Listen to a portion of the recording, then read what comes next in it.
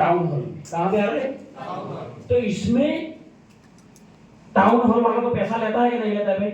इसका भाड़ा ही 50,000 रुपया है 3 घंटे का टाउन हॉल का। इसमें पानी रहेगा, जीएसटी वाला बिल वगैरह वगैरह खर्चा तो होगा कि नहीं होगा? ये सब खर्चा होगा, मगर वो खर्चा हमारा हार्मनी ग्रुप दे रहा है। आप लोगों के लिए ट्रेनिंग फ्री ऑफ में है सर।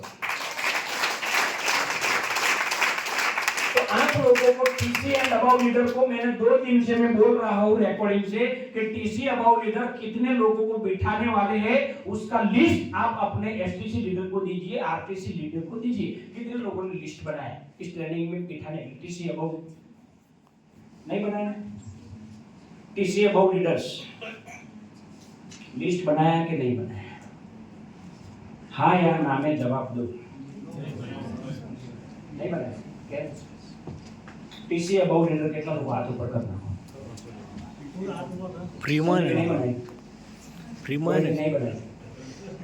पहले भाई फ्री हो बनाई देशो આજે કારણ નહીં બનાવી?